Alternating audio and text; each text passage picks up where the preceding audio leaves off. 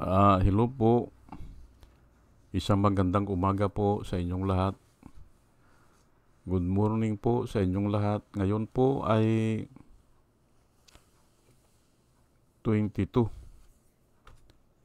ng November 22, 2024 at ang oras po dito sa Los Angeles, California ay 6:33 ng umaga.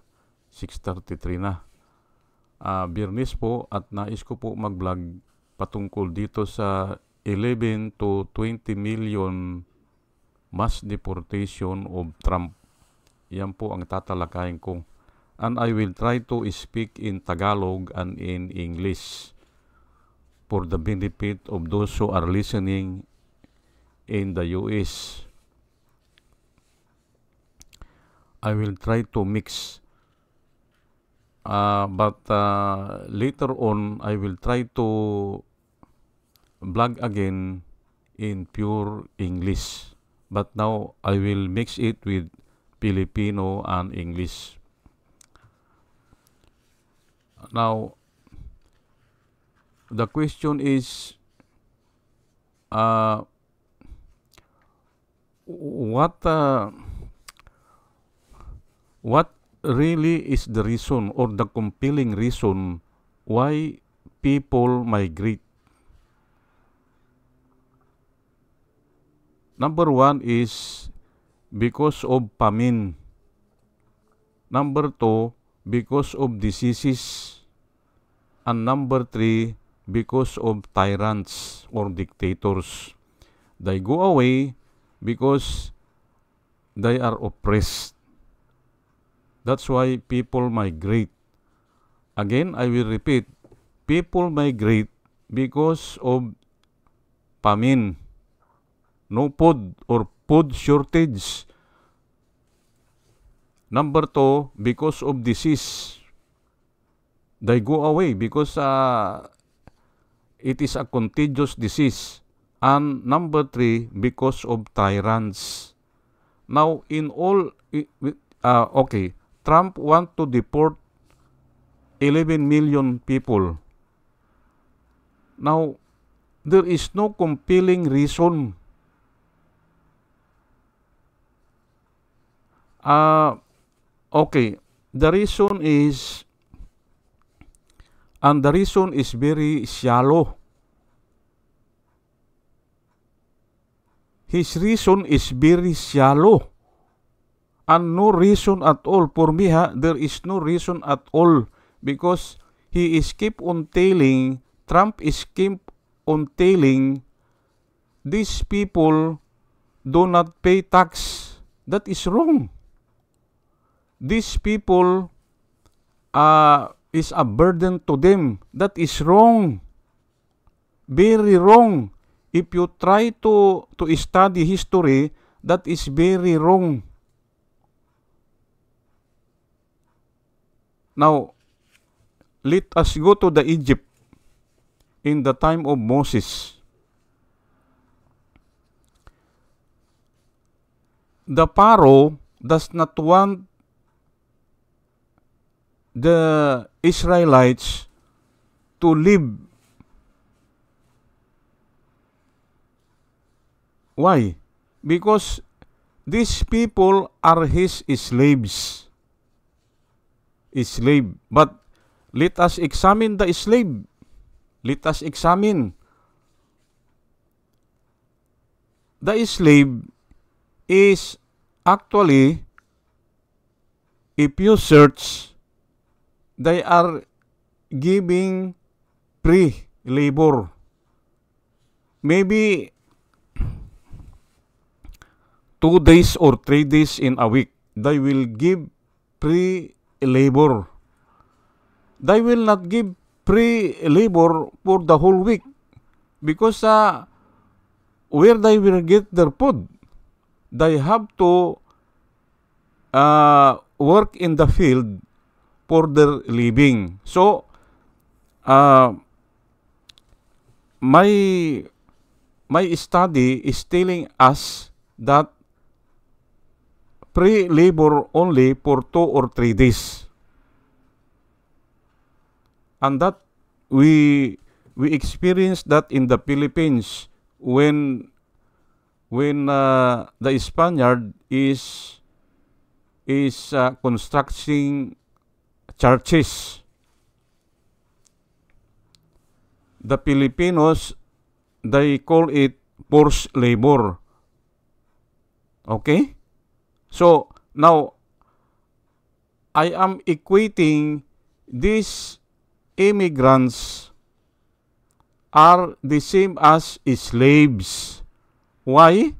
Because they are cheap labor. And they can do the hard labor.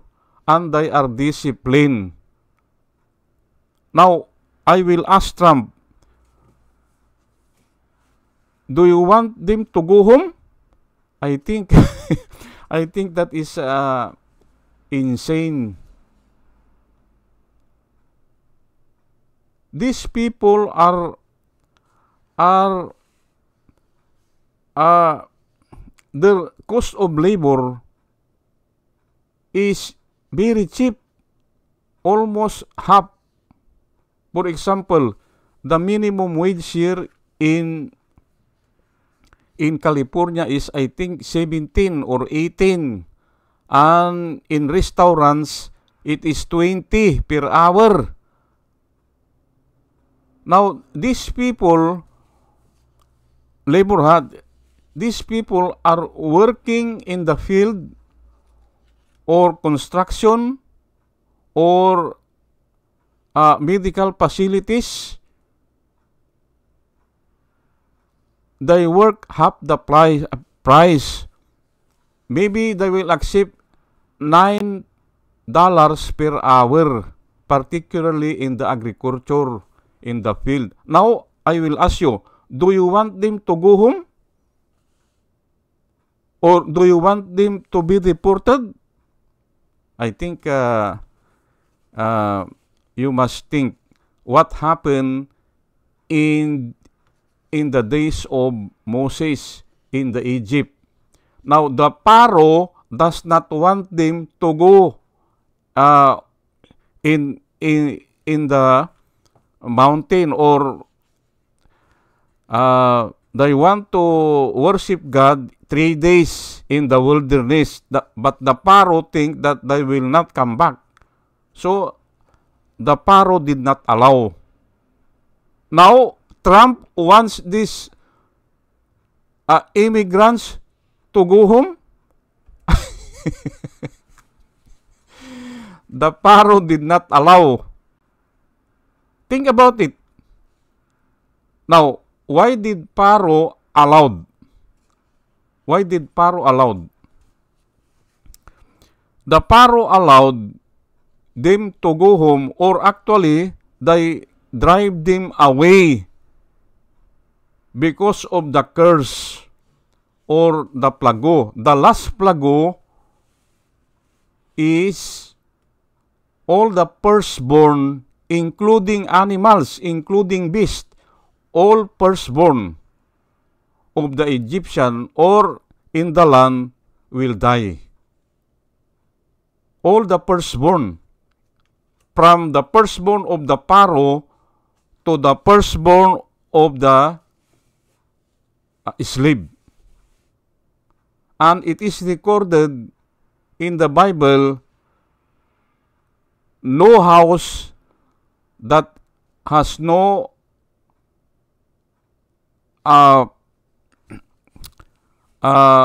dead, and no house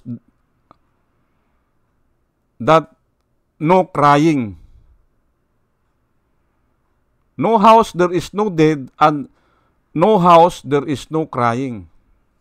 Or no home there is no crying. So, they are afraid.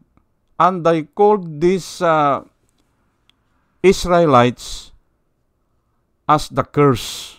So, they drive them away. Remember because of death. Because of death, they drive them away. But I am asking you, are we experiencing the same thing? there are deaths? No. But Trump is telling we are getting the money, or the immigrants or the undocumented are getting the money. No. No, how can you get the money of the government if you have no social security number? You cannot get the privileges. Okay. They have no tax number or income tax number. They have no social security number. Now, how they can get the benefits? Me, I experienced 4 times. I received 1,200 that is deposited in my account. What is that account? Because if I pay tax, that account also I am using to pay my tax. And if there is an excessive tax or refund, they will go there. Or there is what you call this, the aid coming from the government, they will go there. Now, how can you receive if you have no tax account number?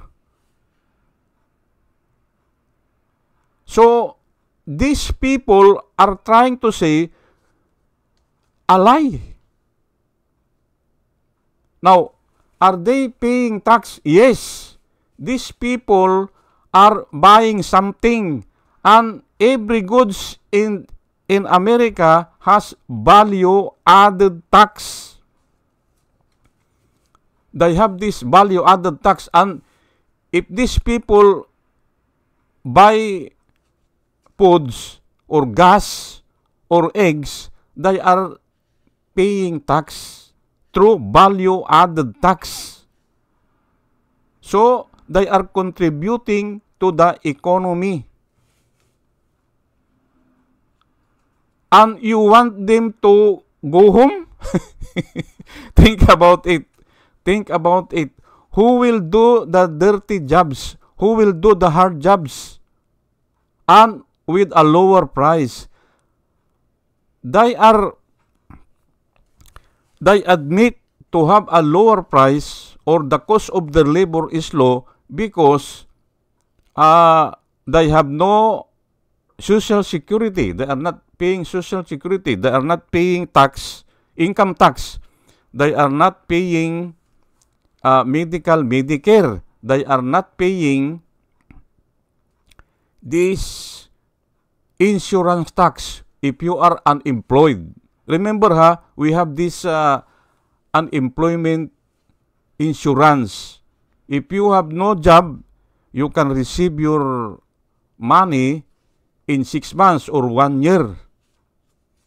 They are not paying that, so they are not entitled for that. And if I compute overall, if I will add that, the SSS or the insurance, the medical, Medicare, and the tax,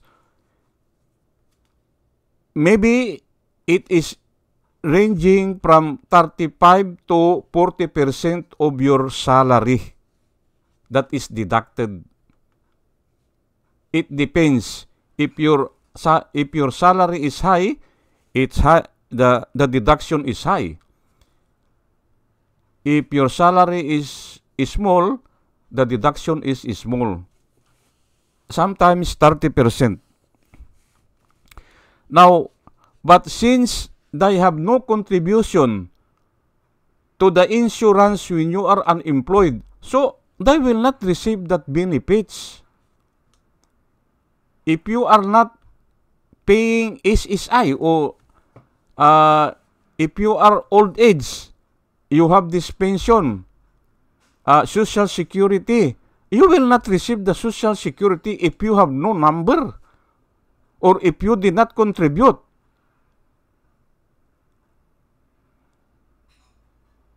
And you are not entitled for Medicare and medical if you are not a member. So, it is the same thing. They agree cost of labor is almost 50%. As I have told you, the cost of labor here now is, I think, 18 per hour. But they agree to receive only $9 per hour or $10 per hour. And who will agree to that? If you are a US citizen, who will agree to receive a $10 per hour? When I arrived here in 2009, the minimum wage is $9 per hour. And now it's almost 15 years. Oh, the minimum wage is in California now is, I think, $20 per hour. Oh, but these people who are working in the field, who are doing the hard work, they agree for less, and you want them to go away? I think you think about that. I am sorry, my video is I do not know what happened. I cannot put this writing. Maybe tomorrow I can Now, okay. We go now in the Exodus, in the Moses time. In the Exodus, the Egyptian believe that it is a threat to them. That's why they kill the newborn babies. They kill, there is a decree that if the baby or the Israelites' baby is newborn and it is male, they should kill it. And that is recorded in the Bible. And there is also a decree to throw them away in the river, because they are afraid that someday, if these Israelites will revolt or have a rebellion, they will be overthrown. And that is legal, or that is commendable, because you are thinking for your country. Now, after that, Moses was exempted from the killing, okay, and he became a prince of Egypt. And eventually, at the age of 20, he killed an Egyptian, and then he go away. He go away because if you kill an Egyptian, even though you are a prince, you will go to jail, and he does not want. So, he go in the wilderness, and then God tell him to come back and let my people go. So, the Israelites wants to go, but the Egyptian does not want because of the free labor or cheap labor, or because of the slaves. They want the slaves. Now, they allow it, or they drive them away because of the death of the firstborn. You see, I am telling you this because of the death of the firstborn, they drive them away. And God tell them, okay, go in the house of the Egyptian and get whatever you want, like gold or silver or any property, get it. And they get it because these Egyptians are very afraid because of the death of the firstborn. No house has no crying. No house has no dead. But after a while, maybe after a month, the Pharaoh come into senses and they want them back. And that is the story. You see? The slave is contributing for their power or their economy. That's why they do not want to let go. But Trump wants the slave, or I can call this slave because of the cheap labor. I can call this a slave. Now, Exodus 22 verse 21, I am sorry you cannot read, but I will try to explain this. Exodus 22:21, you must not mistreat or oppress foreigners in any way. God is telling the Israelites, if they go in the promised land, once they reach Canaan, you must not mistreat or oppress foreigners in any way. Remember, you yourselves were once foreigners in the land of Egypt. That is the command of the Lord. You must not mistreat or oppress foreigners in any way. Foreigners or sojourners or strangers or pilgrims. Now, in that time, there is no law to tag them as illegals or undocumented. There is no law. Only now, here in America, that they are telling these people are illegals or undocumented, or some also call them criminals. They are tagging these people as criminals already. But in God's sight, and because there is no law or because there is no government in the Israelites before, they call them as foreigners. And God is telling, you must not mistreat or oppress foreigners in any way. You see? Now, Galatians 5:15, the entire law is fulfilled in single decree. That is Galatians, if you want to read, search for your Bible. Galatians 5:15, the entire law is fulfilled in single decree. Love your neighbor as yourself. Or, in other verse, all law is summed in this: love your neighbor as yourself. Suma total ng batas. Love your neighbor as yourself.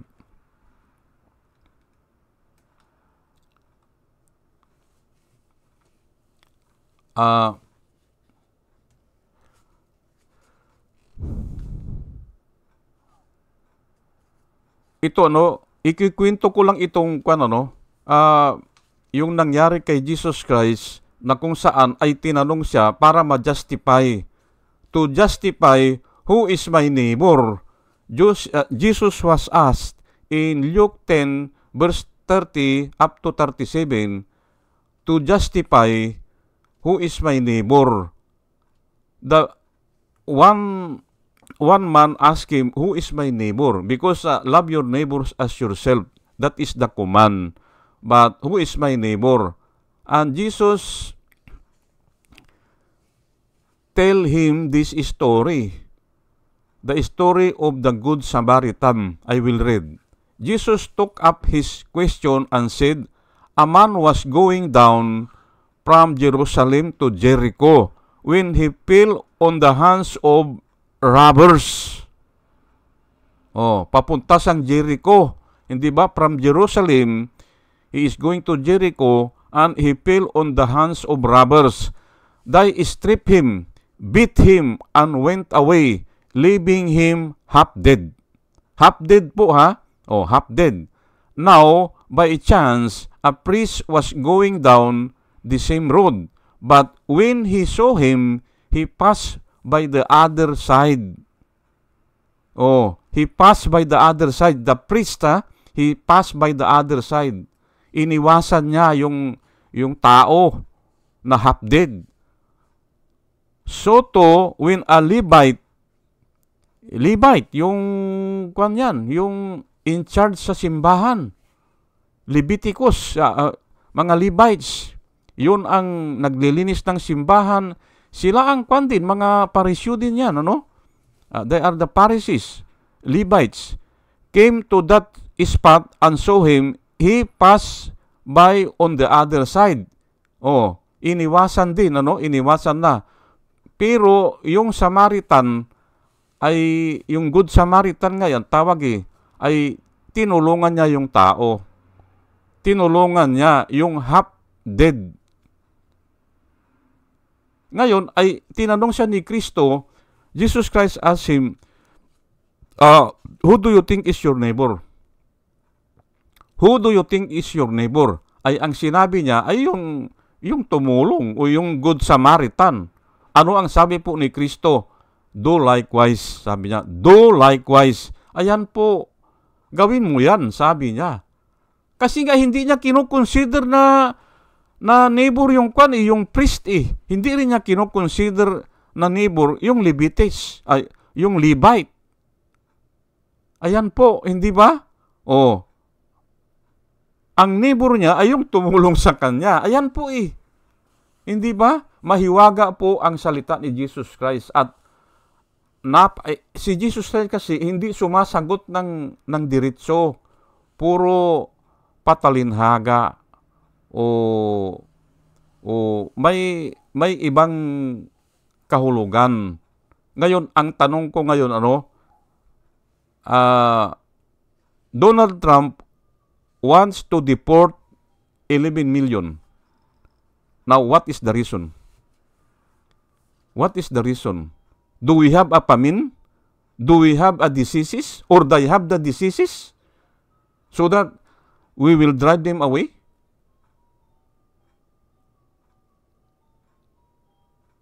Is there a dictator here in America to drive them away? Or they go away because of the dictator? I don't know. Because our Constitution was framed to avoid dictators. It was framed from the Bible. The Lord is our lawgiver.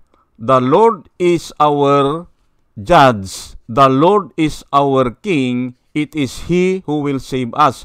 So we have the lawgiver, the legislative, we have the judge, the judiciary, and we have the executive, the king. It is He who will save us. Lahat ng yan, all of that is the authority of God. But they divide it to avoid tyranny, to avoid dictator.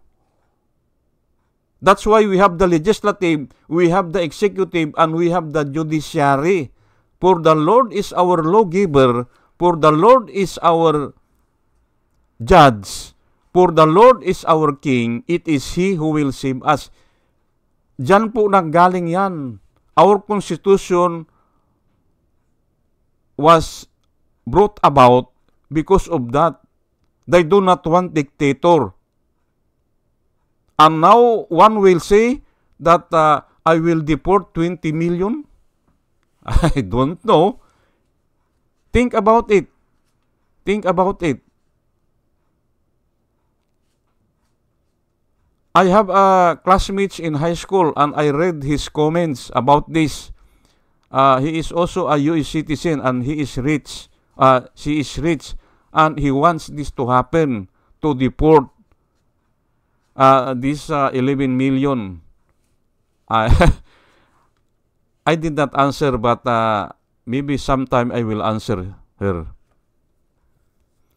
There is no compelling reason to deport this. And that is my answer. Okay, mga kababayan, mga minamahal, hanggang dito na lang po at ipagpaumanhin nyo po kasi nga nagluko itong itong video ko. Hindi ko na ipakita yung mga pero pinapanalangin ko po sa Panginoon na sa ating pakikinig po ay makakuha tayo ng wisdom na nanggagaling sa Kanya. At muli mga kababayan, mga minamahal, ay isang magandang umaga po sa inyong lahat at salamat po sa inyong pakikinig. Salamat po.